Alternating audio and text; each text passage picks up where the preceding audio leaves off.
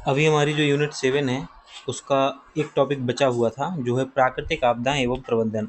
तो हम इस वीडियो में इसको समझेंगे, है ना। देखो, इतना सारा कंटेंट आपका कवर करा दिया है तो आपसे मुझे इतनी तो उम्मीद रहती है कि आप हमारा जो भी वीडियो आएगा उसे लाइक करेंगे और अपने दोस्तों में शेयर करेंगे। सपोर्ट से ही चीज़ें चलती हैं, तो मुझे ऐसा पूरा विश्वास है कि आप लोग ज़रूर मुझे सपोर्ट करोगे।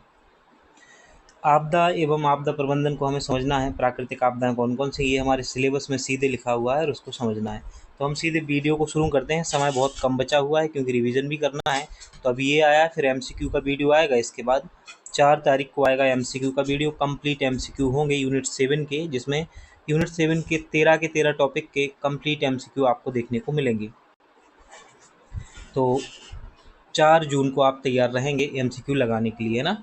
तो और कल जो है 1 तारीख को, 1 जून को आ रहा है कंप्लीट मध्य प्रदेश का इतिहास, जिसमें आर्ट एंड कल्चर भी शामिल है। उसको आपने 10 घंटे का वीडियो है, अगर आपने पूरा देख लिया ना, हाँ 2-3 बार में कर लेना कंप्लीट, है ना। तो क्या है, खाना आना खाने के लिए तो उठना ही पड़ता है।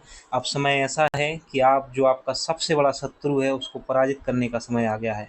और आपका सबसे बड़ा जो शत्रु इस समय है ना, वो है आलस। और आलस पर विजय पानी है। अगर आप एक एक बार में ना 5-5, 6-6 घंटे की बैठक कर पा रहे हो तो निश्चित रूप से आप सफल होने की ओर हो। क्योंकि अगर आप नहीं बैठ रहे हो ना, तो कोई और तो बैठ ही रहा है 6-6, 7-7 घंटे। प्राकृतिक आपदाएं एवं प्रबंधन की बात करेंगे। आपदाएं क्या होती हैं, सीधे टॉपिक पर आते हैं, है ना। और मैं कोशिश करूंगा कि इस महीने आपको अच्छे से मोटिवेट रख सकूं, है ना, ताकि अब बहुत ही शानदार तरीके से आपकी तैयारी हो सके। इस बार के रिजल्ट में हमारे अधिकारी बाबू यूट्यूब चैनल के बच्चों की संख्या सबसे अधिक होनी चाहिए प्रीलिम्स परीक्षा में, है ना। सबसे अधिक संख्या जो रिजल्ट आए ना, तब सबसे अधिक संख्या अधिकारी बाबू यूट्यूब चैनल से पढ़े हुए बच्चों की होनी चाहिए। आप में से आप लोगों की होनी चाहिए। मुझे इसका श्रेय कभी नहीं चाहिए है, क्योंकि ये आपकी मेहनत है ना। मैं तो सिर्फ आपकी हेल्प कर रहा हूँ और मैं समझता हूँ कि मेरी मदद से अगर किसी के जीवन में एक अच्छी दिशा और बेहतरी बेहतर जीवन की ओर उसको ले जाया जा सकता है, तो बिल्कुल होना चाहिए ऐसा, है ना। तो शुरू करते हैं टॉपिक को। वे समस्त घटनाएं जो प्रकृति में विस्तृत रूप से घटित होती हैं, जो न केवल मानव बल्कि सभी जीवधारियों को असुरक्षित एवं संकट में डाल देती हैं, आपदाएं कहलाती हैं। कहते हैं आपदा आ गई, है ना। तो जैसे बाढ़ हो गया, भूकंप हो गया, चक्रवात हो गए, भूस्खलन हो गए, आग पर आतंकवाद, पर्यावरण संकट आदि, ये सब आपदाएं हैं। आतंकवाद भी एक आपदा है ना। समाचार पन्नों से देखें तो फरवरी 2022 माफ़ कीजिएगा, फरवरी 2023 में तुर्की और सीरिया में आए भूकंप से प्रभावित लोगों की मदद के लिए भारत सरकार द्वारा जो ऑपरेशन चलाया गया उसे ऑपरेशन दोस्त नाम दिया गया। क्या नाम दिया गया? ऑपरेशन दोस्त नाम दिया गया है। इसको आपको याद रखना है। तो पूछा जाए, तुर्की और सीरिया में आए भूकंप से प्रभावित लोगों के लिए भारत सरकार द्वारा चलाए गए ऑपरेशन का नाम क्या था? तो आप सही आंसर करेंगे दोस्त, है ना। आपदाएं 2 प्रकार की होती हैं। एक तो प्राकृतिक आपदा होती है, दूसरी होती है वे आपदाएं जो मानव के द्वारा निर्मित होती हैं, मानव जनित आपदाएं कहलाती हैं। प्राकृतिक आपदाओं में आप जानते हो, इनमें चक्रवात हो गया, सुनामी, ज्वालामुखी हो गए, बाढ़ हो गई, है ना। वहीं मानव जनित आपदाओं में जैसे प्रदूषण हो गया, बांध का टूटना हो गया, है ना, आतंकवाद हो गया, नागरिक संघर्ष हो गया, ये सब क्या है? ये मानव जनित आपदाएं हैं जो मानव के द्वारा निर्मित की जा रही हैं। प्राकृतिक आपदाओं का जो वर्णन है, वर्गीकरण है, वो अलग अलग प्रकार से किया गया है, जिसमें पहला जो है वायुमंडलीय वर्गीकरण देखें हम, तो इसमें शामिल होते हैं चक्रवात, तूफान, बादल का फटना, बिजली गिरना, कोहरा, ओलावृष्टि, हिमपात और सूखा और लू, ये सब क्या है? ये वायुमंडलीय है ना। स्थलीय में शामिल किया जाता है ज्वालामुखी, भूकंप, भूस्खलन और मृदा अपरदन। मृदा अपरदन भी एक आपदा होती है ना। वहीं जलीय में सुनामी, ज्वार भाटा, समुद्री तूफान और बाढ़। और जैविक में आती है महामारी, विनाशकारी कीट एवं टिड्डी आक्रमण, वायरल आक्रमण, फफूंद व बैक्टीरिया और संक्रमण आदि इसमें शामिल किए जाते हैं। प्राकृतिक आपदाओं का जो वर्गीकरण है वो आपको 4 आधारों पर याद रखना है: वायुमंडलीय, स्थलीय, जलीय और जैविक। वहीं मानव जनित आपदाएं जो है उनको 3 प्रकार से वर्गीकृत किया गया है। भौतिक आपदाएं, जिनमें मृदापर्दन और भूस्खलन शामिल है। ये क्या हो गया है, 1 मिनट रुकेंगे आप, है ना।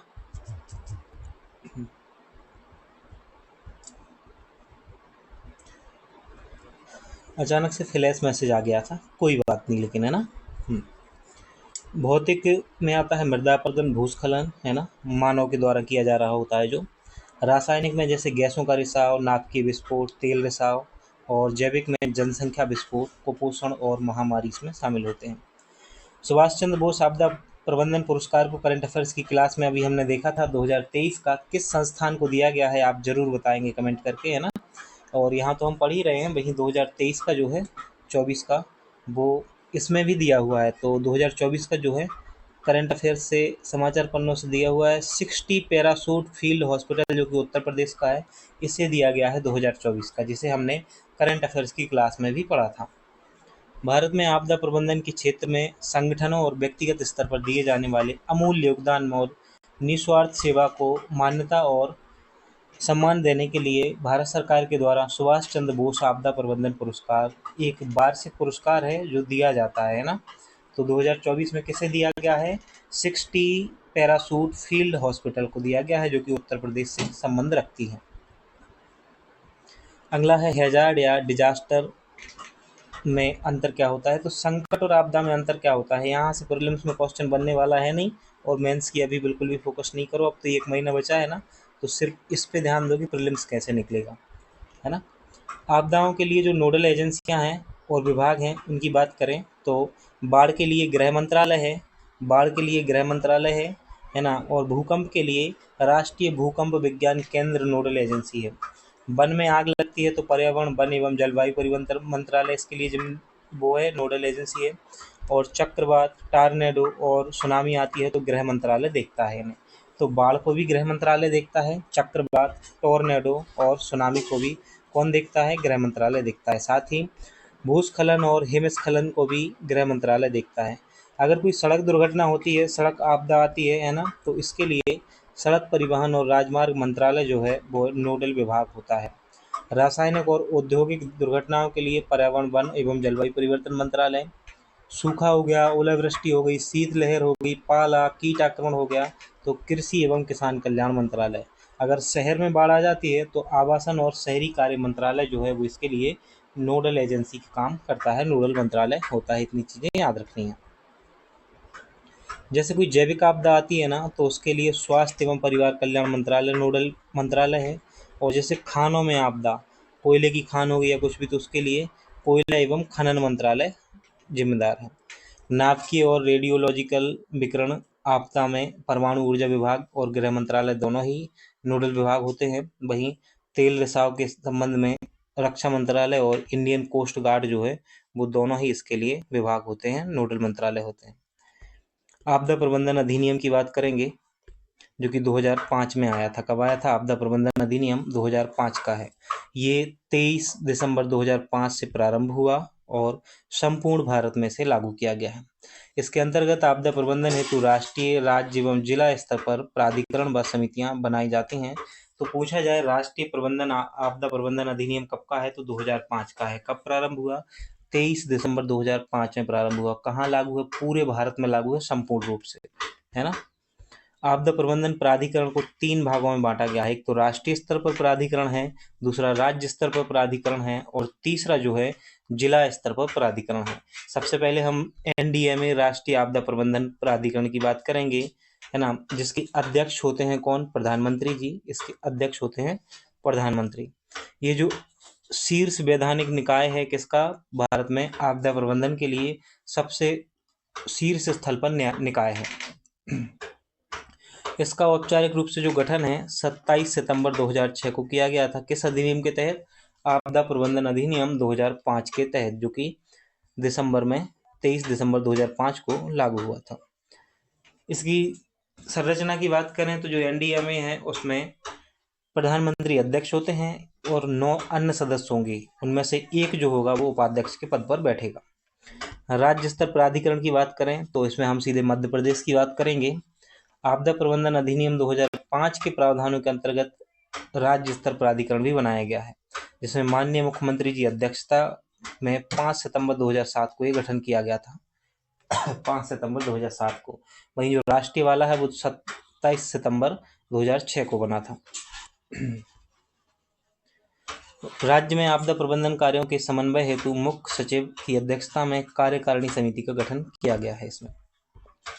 अगला है जिला स्तर प्राधिकरण। इसमें जिले का जो कलेक्टर होता है उसकी अध्यक्षता में जिला आपदा प्रबंधन प्राधिकरण गठन किया जाता है। आपदा प्रबंधन समितियों में 3 समितियां भी हैं। जैसे प्राधिकरण है 3, वैसे ही 3 समितियां भी बनाई गई हैं। राष्ट्रीय कार्यकारी समिति, राज्य कार्यकारी समिति और जिला कार्यकारी समिति।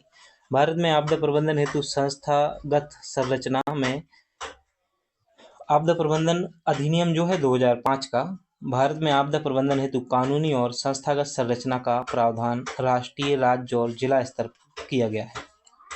सबसे पहले हम राष्ट्रीय स्तर की समिति को देखेंगे। यह अधिनियम की धारा 8 जो है, किसमें, अधिनियम की धारा जो 8 है, अधिनियम की धारा 8 के तहत राष्ट्रीय प्राधिकरण को उसके कार्यों के निष्पादन में सहायता देने के लिए बनाई गई है कमेटी। तो देखो, राष्ट्रीय प्राधिकरण तो है ही राष्ट्रीय आपदा प्रबंधन प्राधिकरण, ऐसे ही राष्ट्रीय आपदा प्रबंधन कार्यकारी समिति है। किस लिए? ताकि वो जो प्राधिकरण है उसकी मदद की जा सके, उसको सहयोग दिया जा सके। जो केंद्रीय गृह सचिव होते हैं ना, इसके पदेन अध्यक्ष होते हैं। ऐसे ही राज्य में एक समिति होती है ना, और ये क्या करती है, जो राज्य स्तर पर प्राधिकरण होता है उसे हेल्प करती है। और जिला प्रबंधन आपदा प्रबंधन कार्यकारी समिति जो है ना, ये धारा 25 के तहत गठित की जाती है। और जो डिप्टी कमिश्नर या फिर डिस्ट्रिक्ट कलेक्टर, डिस्ट्रिक्ट मजिस्ट्रेट अध्यक्ष के रूप में इसका प्रमुख होता है। यह भी किसमें, जिला आपदा प्रबंधन प्राधिकरण के लिए मदद प्रदान करती है, हेल्प प्रदान करती है। अब हम विगत वर्षों में हुई कुछ आपदाओं के बारे में जानेंगे कि कौन कौन सी आपदाएं हुई हैं जो हमारे एग्जाम के लिए महत्वपूर्ण हो सकती हैं। पहली जो घटना है वो है भोपाल गैस त्रासदी। इससे आप बहुत अच्छे से परिचित हो। ये 2 से 3 दिसंबर की रात जो थी उसमें 1984 को ये घटना हुई थी, है ना। और उस समय कौन मध्य प्रदेश का मुख्यमंत्री था, आप कमेंट करके बताइएगा, है ना। कारण क्या है, यूनियन कार्बाइड कंपनी से मिथाइल आइसोसाइनेट जहरीली गैस का रिसाव हुआ था और इसमें हजारों लोगों की मृत्यु हो गई थी और कई लोग प्रवास कर गए थे यहाँ वहाँ से, है ना। विशाखापट्टनम गैस रिसाव, ये 7 मई 2020 की घटना है ना, अभी तक की लेटेस्ट है ये। आंध्र प्रदेश के विशाखापट्टनम के वेंकटपुरम गांव में क्या हुआ था, एलजी पॉलीमर उद्योग था जो उसमें स्टायरीन नामक गैस का रिसाव हुआ था। तो ये, लेकिन हालांकि भोपाल जो गैस कांड है ना उससे छोटी थी बहुत घटना, लेकिन फिर भी ये है तो आपदा ही एक प्रकार की। चेर्नोबिल परमाणु दुर्घटना 26 अप्रैल 1986 की है। यूक्रेन के चेर्नोबिल में परमाणु संयंत्र में नाभिकीय विस्फोट होना चेर्नोबिल परमाणु दुर्घटना है। उत्तराखंड त्रासदी जून 2013 में हुई थी। कब उत्तराखंड त्रासदी? जून 2013 में। मूसलाधार वर्षा व बादल फटने के बाद भागीरथी व अलकनंदा आदि नदियों के जल स्तर बढ़ने के कारण उत्तराखंड क्षेत्रों में जो भयानक बाढ़ आई थी 2013 में, उसी को बोलते हैं उत्तराखंड त्रासदी। कब? जून 2013 की। तो देखो, सबसे पहले भोपाल गैस त्रासदी के बारे में जाना, 2 से 3 दिसंबर 1984, है ना। फिर विशाखापट्टनम गैस रिसाव 7 मई 2020, कौन सी रे गैस? स्टायरीन नामक गैस। फिर चेर्नोबिल परमाणु दुर्घटना 1986 का है। और फिर उत्तराखंड त्रासदी 2013 की है, यहाँ पे बाढ़ आई थी मूसलाधार वर्षा के कारण। कश्मीर बाढ़ आपदा जो है वो सितंबर 2014 में है। निरंतर मूसलाधार वर्षा के कारण झेलम नदी के जलस्तर बढ़ने के परिणाम स्वरूप यहाँ पे बाढ़ आई थी। हिंद महासागर में सुनामी आई थी 2004 में। समुद्री प्लेटों में हलचल के कारण इंडोनेशिया के सुमात्रा द्वीप में सुनामी उत्पन्न हुई, जिससे भारतीय तट भी क्या हुआ था, प्रभावित हुआ था। तो 2004 में आई थी हिंद महासागर में सुनामी।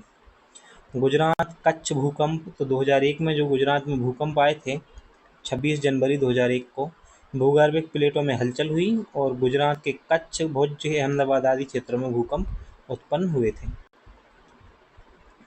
रतनगढ़ हादसा, दतिया जिले के रतनगढ़ में सिंध नदी पर निर्मित पुल टूटने की अफवाह से भगदड़ मच गई, जिसके कारण लगभग 100 लोगों की मृत्यु हो गई थी। तो दतिया के जो रतनगढ़ में सिंध नदी पर निर्मित पुल है उसके टूटने से अफवाह मच गई थी। इसके कारण क्या हुआ, 100 लोगों की मृत्यु हो गई थी। ये 2013 में हुआ था। इलाहाबाद कुंभ हादसे की बात करें तो फरवरी 2013 में इलाहाबाद में ब्रिज की रेलिंग टूटने की अफवाह से रेलवे स्टेशन में भगदड़ मच गई, है ना। और ये क्या है, एक प्रकार की आपदाएं ही हैं, है ना। झूठी अफवाहें फैल जाती हैं और लोग दौड़ने लगते हैं और एक दूसरे को कुचलते हुए निकल जाते हैं। इलाहाबाद कुंभ हादसा, तो कुंभ में आप समझ ही सकते हो कितनी भयंकर भीड़ होती है। फुकुशिमा दाइइची परमाणु संयंत्र दुर्घटना। तो इसमें क्या है, 2011 में फुकुशिमा दाइइची परमाणु संयंत्र है जो जापान का, उसके रिएक्टरों में रिसाव के परिणामस्वरूप नाभिकीय विस्फोट हो गया था। कब? 2011 में। चेन्नई तेल रिसाव 2017 का है। तमिलनाडु के एन्नोर तट पर दो मालवाहक जहाज़ों की टक्कर के कारण एक जहाज से लदे पेट्रोलियम ल्यूब्रिकेंट का बड़े स्तर पर रिसाव हुआ था। प्रमुख आपदाएं कौन कौन सी होती हैं, तो अब हम उन पे आते हैं। पहली है जो सूखा है। सूखा क्या होता है, सामान्य वर्षा में 25% या उससे ज़्यादा की कमी हो जाए उसे ही सूखा कहते हैं। जैसे किसी क्षेत्र में जो सामान्य वर्षा होती है ना, उसमें सीधी सीधी 25% की गिरावट आ जाए तो उसे सामान्य वर्षा नहीं कहेंगे, फिर हम सूखा कहेंगे। सिंचाई आयोग की रिपोर्ट के अनुसार औसत वार्षिक वर्षा 75 सेंटीमीटर से कम हो, वे क्षेत्र जहां औसत वार्षिक वर्षा 75 सेंटीमीटर से कम हो, साथ ही कुल वार्षिक वर्षा में सामान्य से 25% तक परिवर्तन हो, सूखाग्रस्त क्षेत्र कहलाता है। भारत में महाराष्ट्र का लातूर, विदर्भ वर्तमान समय में सूखे के कारण चर्चे में रहते हैं। भारत के सूखा प्रभावित क्षेत्रों को देखें तो राजस्थान में अरावली के पश्चिम का मरुस्थलीय क्षेत्र, गुजरात का कच्छ, महाराष्ट्र का विदर्भ व लातूर, आंध्र प्रदेश का रॉयल सीमा का क्षेत्र और मध्य प्रदेश का बुंदेलखंड। समाचार पन्नों से देखें तो 26 फरवरी 2022 को भारत सरकार द्वारा यूक्रेन में फंसे भारतीय लोगों को बाहर निकालने के लिए ऑपरेशन गंगा चलाया गया था। कौन सा ऑपरेशन? गंगा। ऑपरेशन दोस्त पढ़ा था अभी हमने, है ना। अब हम भूकंप पे आते हैं। जब पृथ्वी की सतह अचानक हिलती या कंपन होता है ना, तो इसे भूकंप कहा जाता है। अर्थात पृथ्वी के अंदर अचानक हलचलों के कारण भूकंप उत्पन्न होते हैं। भारत में इन जगहों पर भूकंप का खतरा ज़्यादा है, इनको अलग अलग भागों में बांटा गया है। तो इसको अपन मैप में देख लेते हैं। देखो, जोन 1 किसी का नाम नहीं है, लेकिन जोन 2 से शुरू होता है। जोन 2 में दक्षिण के ज़्यादातर हिस्से सीमित खतरे वाले होते हैं। जो ब्लैक ब्लैक दिख रहा है ना, यहाँ पे भूकंप का बहुत ही कम खतरा है ना, ये सबसे कम खतरा होता है जोन 2 में। फिर जोन 3 में मध्य भारत कम खतरे वाले। तो जोन 2 जो है, बाकी ये जो दिख रहा है ना आपको भरा भरा हुआ है ना, कम डार्क सा रेतीला टाइप का, सब में इसमें दिख रहा है ना, ये सब क्या है, मध्य भारत कम खतरे वाले। और जोन 4 जो है, ये आप देख रहे होगे ऊपर, जोन 4। जोन 4 में आप ये देख रहे हो, ये वाला इलाका इस साइड है ना, ये क्या है, ये जोन 4 में आता है। और इसमें शामिल है जम्मू कश्मीर, लद्दाख, हिमाचल प्रदेश, उत्तराखंड, सिक्किम, उत्तर बंगाल, दिल्ली और महाराष्ट्र। वहीं जोन 5 में कश्मीर का कुछ हिस्सा आता है, पश्चिमी और मध्य हिमालय का भी, उत्तर तथा मध्य बिहार, उत्तर पूर्वी भारतीय क्षेत्र, कच्छ का रण भी आता है और अंडमान निकोबार द्वीप भी इसमें शामिल है जोन 5 में। अब हम आते हैं बाढ़ पर। देखो, जब कोई निश्चित भू क्षेत्र अस्थायी रूप से जलमग्न हो जाता है, जिससे धन की हानि होती है, जन की हानि होती है, जन और धन दोनों की हानि होती है, ऐसी स्थिति को बाढ़ कहते हैं। भारत में बाढ़ आने के कुछ कारण, नदियों को शोक नदी की संज्ञा दी गई है। जैसे बिहार का शोक कही जाती है कोसी नदी, बंगाल का शोक कही जाती है दामोदर नदी, झारखंड का शोक भी दामोदर नदी को ही कहते हैं, उत्तर प्रदेश का शोक घाघरा नदी, कर्नाटक का शोक डोनी नदी, असम का शोक ब्रह्मपुत्र नदी को कहा जाता है और उड़ीसा का शोक कहा जाता है महानदी को। अब हम ज्वालामुखी की बात करते हैं। ज्वालामुखी एक प्राकृतिक घटना है जिसके अंतर्गत पृथ्वी के आंतरिक भाग से लावा, विभिन्न गैसों, राख एवं जलवाष्प आदि बाहर निकलते हैं। तो आपने देखा ही होगा ज्वालामुखी में क्या होता है, अंदर से बाहर की ओर लावा निकल रहा होता है, राख निकल रही होती है, विभिन्न प्रकार की गैसें और जलवाष्प निकलती हैं, उसी को बोलते हैं ज्वालामुखी, वोल्केनोस, है ना। ज्वालामुखी क्रियाओं के दौरान निकलने वाली मुख्य गैसों में nitrogen, sulphur, argon, carbon dioxide, hydrogen व रेडॉन आदि शामिल हैं। प्रमुख ज्वालामुखी देखें और स्थान देखें जो आपको याद होने चाहिए। तो बैरन जो है, बैरन ज्वालामुखी, ये भारत का एकमात्र सक्रिय ज्वालामुखी है। और कहाँ पर है ये? अंडमान निकोबार द्वीप समूह में है। वहीं जो एटना और विसुवियस ज्वालामुखी हैं, ये इटली के हैं। कहाँ के हैं? इटली के हैं, एटना और विसुवियस। किलाऊ किलाउआ किलामू जो विश्व का सबसे सक्रिय है, किलामू, ये हवाई द्वीप पर है। कहाँ पर है? हवाई द्वीप पर। स्ट्राम्बोली जिसे भूमध्य सागर का प्रकाश स्तंभ कहा जाता है, ये सिसिली द्वीप इटली में है। कहाँ पर है? सिसिली द्वीप इटली में है। और अभी थोड़ी देर पहले ही हमने देखा कि इटली में दो और हैं, कौन से? एटना और विसुवियस, एटना और विसुवियस। वहीं स्ट्राम्बोली जो है वह भी कहाँ पर है? सिसिली में ही है, सिसिली इटली में। फ्यूजीनामा, इसके नाम से ही समझ पा रहे होगे आप कि जापान में होगा। सबसे सुंदर ज्वालामुखी कहा जाता है फ्यूजीनामा को। किसको सबसे सुंदर कहा जाता है? फ्यूजीनामा को। किलिमंजारो जो है वो तंजानिया अफ्रीका में है, और कोहे सुल्तान देवबंद ये दोनों ईरान में है। एकांकागुआ पूछा जाए तो अर्जेंटीना दक्षिण अमेरिका में है। अब हम आते हैं चक्रवात पे। चक्रवात कम दाब के केंद्र होते हैं, यानी कम वायुमंडलीय दाब के चारों ओर गर्म हवा की तेज आंधी को चक्रवात कहा जाता है ना। इनमें दाब किस ओर होता है? केंद्र की ओर दाब होता है। चक्रवात कम दाब के केंद्र होते हैं और वायुमंडलीय दाब के चारों ओर क्या होता है? गर्म हवाएं और तेज आंधी को चक्रवात कहते हैं। चक्रवातों के कुछ स्थानीय नाम हैं, जैसे आप पाएंगे कि जो टार्नेडो है सर्वाधिक गति का चक्रवात होता है, जो ये यूएस एवं मैक्सिको में चक्रवातों को टार्नेडो कहा जाता है। क्या कहा जाता है? टार्नेडो। वहीं जो टाइफून कहा जाता है जापान में, और दक्षिणी चीन सागर में टाइफून कहा जाता है। बिलीबिली कहा जाता है इसको ऑस्ट्रेलिया में। किसे कहा जाता है? ऑस्ट्रेलिया में से बिलीबिली कहा जाता है। हरिकेन जो होते हैं ना, उनको पूर्वी प्रशांत महासागर और अटलांटिक महासागर में हरिकेन कहा जाता है। तो पूर्वी प्रशांत महासागर, अटलांटिक महासागर में हरिकेन कहा जाता है।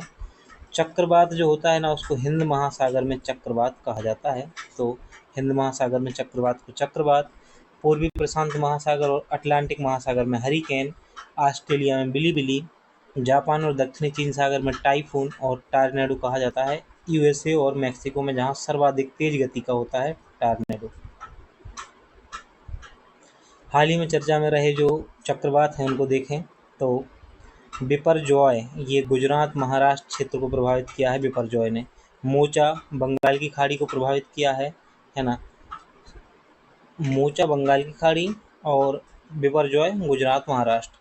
सितरंग तूफान पश्चिमी बंगाल और बांग्लादेश को, पश्चिम बंगाल और बांग्लादेश को। मेगी जो है ये फिलीपींस में आया था। कोडी फिजी में। मेरी जापान।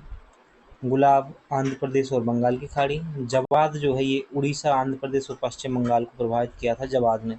तितली ने पूर्वी तट उड़ीसा और बंगाल को, वहीं बुलबुल जो है उसने पूर्वी तट पश्चिम बंगाल और उड़ीसा को प्रभावित किया था।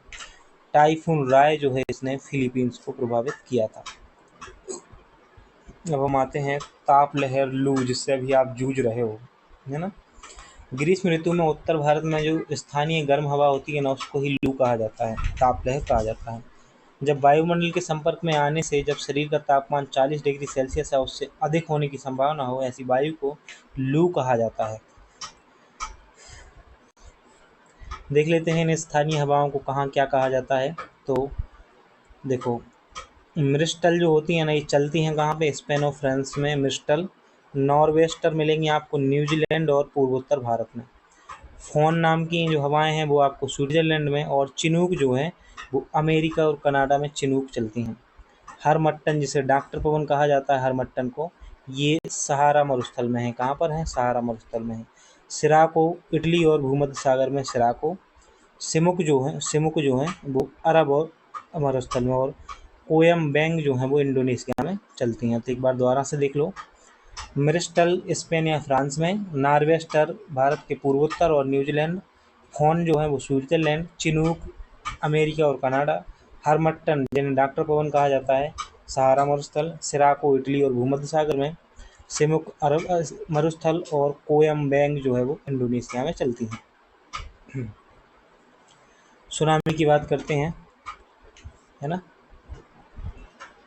सुनामी जो होती है महासागरीय जल में अचानक विस्थापन से समुद्री जल में जो ऊर्ध्वाधर तरंगें उठती हैं ना, उन्हीं को सुनामी कहा जाता है। आमतौर पर इन्हें समुद्री भूकंप के नाम से भी जाना जाता है। भारत में सुनामी प्रभावित क्षेत्रों में अंडमान निकोबार द्वीप समूह, पांडिचेरी, तमिलनाडु के क्षेत्रीय तटीय क्षेत्र और इंदिरा पॉइंट आदि शामिल हैं। 2004 में समुद्री प्लेटों में हलचल के कारण इंडोनेशिया के सुमात्रा द्वीप में सुनामी उत्पन्न हुई, जिससे भारतीय तट भी प्रभावित हुए थे। क्लाउड बस्ट क्या कहलाता है? जब एक जगह पर अचानक एक साथ बारिश हो जाए उसे बादल फटना कहा जाता है। आप इसे ऐसे समझ सकते हो कि अगर पानी से भरे किसी गुब्बारे को फोड़ दिया जाए तो सारा पानी एक ही जगह तेजी से गिरने लगता है, उसी को बादल फटने जैसा देख सकते हो आप। बादल फटने की घटना पहाड़ी क्षेत्रों में पृथ्वी से 15 किलोमीटर की ऊंचाई पर होती है। इस दौरान वर्षा 100 मिलीमीटर प्रति घंटे की दर से होती है। आए दिन उत्तराखंड में 2013 की घटना जो है वो बादल फटने के कारण ही हुई थी। लैंडस्लाइड जो होता है गुरुत्वाकर्षण या अन्य कोई प्राकृतिक या फिर मानवीय कारकों के प्रभावी होने के कारण सेलों के मलबे का तेजी से ढलानों पर से नीचे की ओर खिसकना जो है वो भूस्खलन कहलाता है। भारत में सर्वाधिक भूस्खलन प्रभावित क्षेत्र जो है वो हिमालय है। रासायनिक आपदाओं में भी आपदाएं जो मानव प्रदत्त आपदाएं हैं ये और औद्योगिक व रासायनिक क्रियाओं के द्वारा फैलती हैं। भोपाल गैस त्रासदी इसका उदाहरण है। 2 से 3 दिसंबर 1984 को यूनियन कार्बाइड कंपनी में मिथाइल आइसोसाइनेट जहरीली गैस का रिसाव हुआ था। विशाखापट्टनम में स्टायरीन नामक गैस रिसाव हुआ था। आपदा विभेद की बात करें तो राष्ट्रीय जल मिशन के अंतर्गत कैच द रेन अभियान के द्वारा वर्षा जल को संचय किया जाएगा। किसको? वर्षा जल को। किसके अंतर्गत? कैच द रेन के अंतर्गत। तो कैच द रेन के अंतर्गत वर्षा जल को संचय किया जाएगा। कैच द रेन के अंतर्गत ये अभियान है एक राष्ट्रीय जल मिशन के अंतर्गत। चेन्नई में आर्द्रभूमि संरक्षण और प्रबंधन केंद्र स्थापित किया गया है। तो पूछा जाए आर्द्रभूमि संरक्षण और प्रबंधन केंद्र कहाँ पर है, तो आप सही आंसर करेंगे चेन्नई। 5 अक्टूबर 2021 को भूजल प्रबंधन में हेलीबोर्न सर्वेक्षण तकनीक को लॉन्च किया गया है। फ्रांस देश ने हाल ही में इकोसाइड नामक कानून को मंजूरी दी है। यह कानून मुख्य रूप से उन लोगों को दंडित करेगा जो पर्यावरण को खतरे में डालते हैं। कौन सा कानून है? इकोसाइड। भारत में भी ऐसे कानून लागू होने चाहिए। इंदौर लगातार 7वीं बार देश का सबसे स्वच्छ शहर घोषित हुआ है। प्राकृतिक तेलों का उपयोग करके पानी को कीटाणु रहित करने के लिए स्वास्तिक नामक एक नई तकनीक है। पूछा जाए स्वास्तिक तकनीक का संबंध किससे है, तो प्राकृतिक तेलों का उपयोग करके पानी को कीटाणु रहित करने के लिए। स्पंज सिटी बाढ़ प्रबंधन और पारिस्थितिकी बुनियादी ढांचे और जल निकासी प्रणालियों को मजबूत करने के लिए एक नया शहरी निर्माण मॉडल है। कौन सा? स्पंज सिटी बाढ़ प्रबंधन। भारत के चेन्नई शहर को स्पंज सिटी कहा जाता है। मध्य प्रदेश का इंदौर देश का प्रथम वाटर प्लस शहर घोषित किया गया है। और अपशिष्ट जल प्रबंधन को बढ़ावा देने के लिए सुजलाम अभियान शुरू किया गया है। तो पूछा जाए अपशिष्ट जल प्रबंधन को बढ़ावा देने के लिए कौन सा अभियान शुरू हुआ है, तो आप सही आंसर करेंगे सुजलाम अभियान शुरू हुआ है। मिष्टी योजना है का उद्देश्य समुद्री तट पर अधिक से अधिक मैंग्रोव वन का वृक्षारोपण करना मिष्टी योजना का उद्देश्य। अब हम आते हैं गोवा प्लान को साकार करने वाले कुछ विशेष तथ्यों को देखते हैं। विश्व में प्राकृतिक आर्सेनिक प्रदूषित जल बांग्लादेश और अर्जेंटीना में मिलता है। वहीं अंतर्राष्ट्रीय समुद्री संगठन का जो मुख्यालय है वो लंदन में है। कहाँ पर है अंतर्राष्ट्रीय समुद्री संगठन का मुख्यालय? लंदन में है। सामान्य परिस्थिति में वृक्षों की पत्ती की सरसराहट से 20 डेसिबल की ध्वनि उत्पन्न होती है। और अम्लीय वर्षा में नाइट्रिक एसिड और सल्फ्यूरिक एसिड होते हैं। फ्लाई ऐश प्रदूषण ताप विद्युत संयंत्र से फैलता है। सीएनजी का मुख्य घटक क्या है? मीथेन है सीएनजी का मुख्य घटक। रिंगेलमैन स्केल का उपयोग धुएं का घनत्व मापने के लिए किया जाता है। तंबाकू का धुआं जो है मिट्टी का तेल और लकड़ी के जलाने से बेंजीन प्रदूषण होता है। वायु प्रदूषण का सबसे अच्छा सूचक लाइकेन को माना जाता है। ये आप पर्यावरण वाले टॉपिक में पढ़ चुके थे। वायु प्रदूषण अधिनियम जो है निवारण और नियंत्रण अधिनियम 1981 का है। वहीं राष्ट्रीय स्वच्छ वायु कार्यक्रम 2019 में प्रारंभ हुआ था। तो पूछा जाए राष्ट्रीय स्वच्छ वायु कार्यक्रम कब शुरू हुआ, तो 2019 आप सही आंसर करेंगे। वायु प्रदूषण का सबसे अच्छा सूचक किसे माना जाता है, तो लाइकेन करेंगे सही आंसर। और पूछा जाए वायु प्रदूषण निवारण और नियंत्रण अधिनियम कब लाया गया, तो 1981 में लाया गया था। 1985 में स्थापित केंद्रीय गंगा प्राधिकरण का नाम बदलकर 1995 में राष्ट्रीय नदी संरक्षण प्राधिकरण कर दिया गया था। राष्ट्रीय गंगा नदी तलहटी प्राधिकरण जो है 20 फरवरी 2009 को गठित हुआ था। वहीं केंद्रीय जल आयोग द्वारा सिंचाई अनुसंधान एवं प्रबंधन संगठन की स्थापना 1984 में की गई थी। एगमार्ग एक्ट 1937 में लागू हुआ। ये बहुत ही महत्वपूर्ण है क्योंकि आज़ादी से पूर्व लागू हुआ था।